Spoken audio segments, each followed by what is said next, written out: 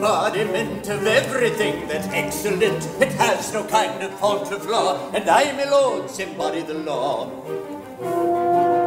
The constitutional guardian I of pretty young wards and chancery, all very agreeable girls, and none is over the age of 41. A pleasant occupation for a rather susceptible chancellor. A pleasant occupation for a rather susceptible chancellor. For though the compliment implied plates me with legitimate pride, it nevertheless can't be denied that it has its inconvenient side. For I'm not so old and I'm not so plain, and I'm quite prepared to marry again. But there'd be the deuce to pay in the lords if I fell in love with one of me wards. Which rather tries me temper, for I'm such a susceptible chancellor. Which rather tries his temper, for he's such a susceptible chancellor.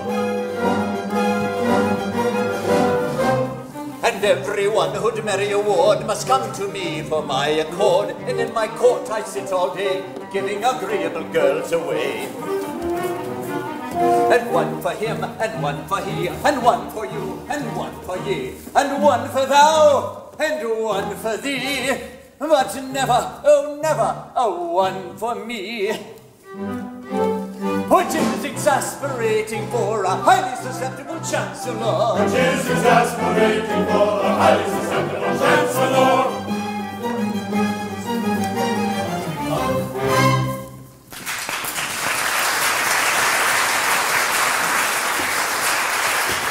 And now, my lord, suppose we proceed to the business of the day. By all means.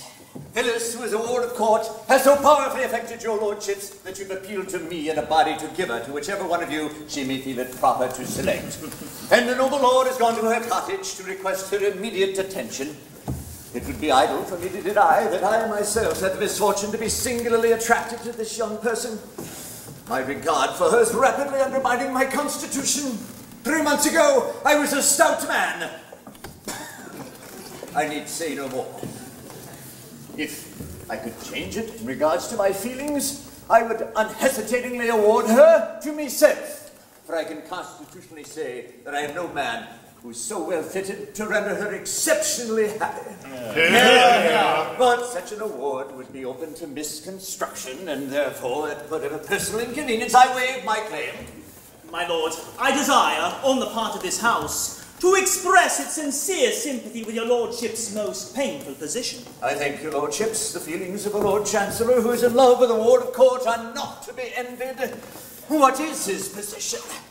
Can he give his own consent to his own marriage, to his own ward? Can he marry his own ward without his own consent? And if he marry his own ward without his own consent, can he commit himself for contempt of his own court? And if he commit himself for contempt of his own court, can he appear as counsel before himself and move for arrest of his own judgment?